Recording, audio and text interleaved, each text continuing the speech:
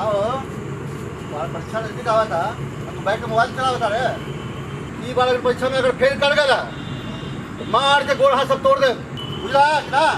ए गलुआ आप अपना नजर रखिए।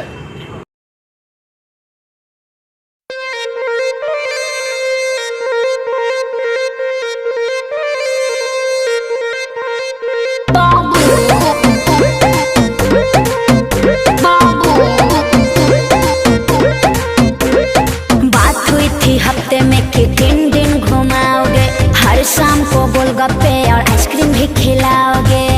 अरे तो जाओ खा लो। मछली जल्दी लानी है। बात हुई थी हफ्ते में कि 3 दिन घुमाओगे, हर शाम को गोलगप्पे और आइसक्रीम भी खिलाओगे। भूल गए हो जानू तुमको लव के संस्कार। बेबी गुस्सा हो बेबी? ना बेबी ना। बेबी गुस्सा हो? नहीं गुस्सा हो। ये बेबिया गुस्सा हो क्या? अरे तोरी माई के ना रे। तो बोल क्यों नहीं रहा? अरे पढ़ब ना तो जान बाबू लगी है हो माँ। नहीं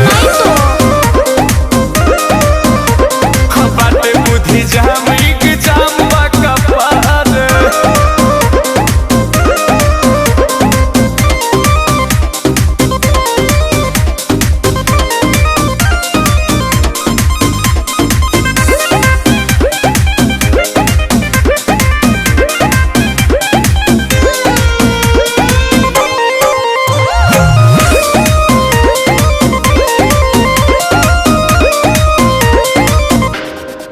जई ह घरे हमारा संगही में पढ़े के, छोटा छोटा ब्रेक लेके यार प्यार करे के।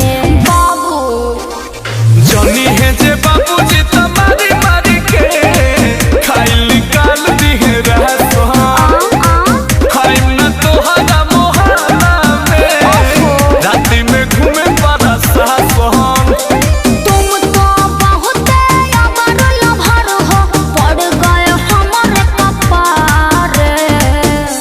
कुछ हुआ है क्या?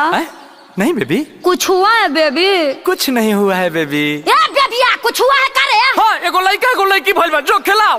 क्या कर? कि पढ़ब ना तो जान बाबू लगी है हो माँ। बाटे बुद्धि जाम के जाम का पार। लकड़ी ले खोद लो बाबू दिमागवा को। हाँ हाँ हाँ।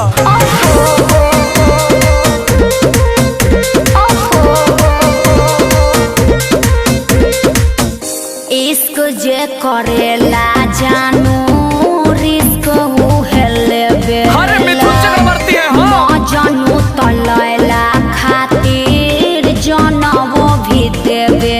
आज तक को चुमती हो कि तुम्हारे लिए जान दे।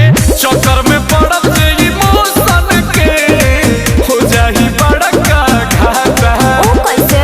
दुल्हा न बन पाई हम हो तोहार डीजे के होई हमारे साथ।